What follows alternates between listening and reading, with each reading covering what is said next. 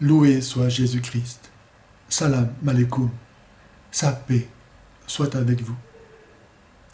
Le Coran enseigne que chrétiens et musulmans ont le même Dieu. C'est ce qui est écrit, par exemple, à la sourate 2 et au verset 139, ou bien à la sourate 29 et au verset 46.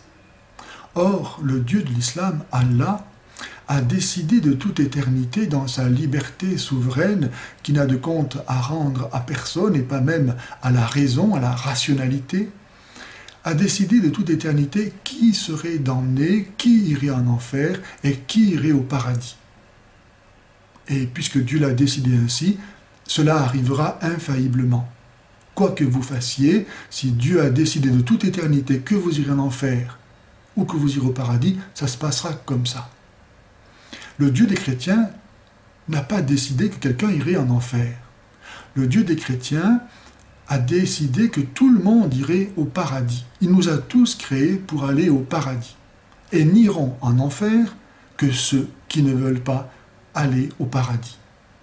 Il y a donc une différence importante entre le Dieu des chrétiens, qui est un Dieu bon et qui donne la vie, et qui va même jusqu'à donner sa propre vie, ainsi que Jésus le montrera sur la croix, en donnant sa vie librement, et le Dieu de l'islam, qui, sans aucune raison connaissable, indépendamment des bonnes œuvres, de bonnes intentions de chacun, a décidé qu'il irait ou non au paradis.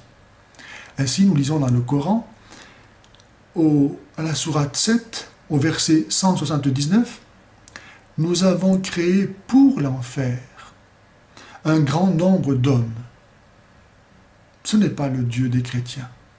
Ou bien, toujours à la sourate 7 et au verset 186, ou bien à la sourate 6 au verset 125, nous lisons « Dieu ouvrira l'islam dans le cœur de celui qu'il voudra diriger, il rendra resserré, étroit, et comme s'efforçant de s'élever en l'air, le cœur de celui qu'il voudra égarer. » Le Dieu chrétien veut que tous les hommes arrivent au salut.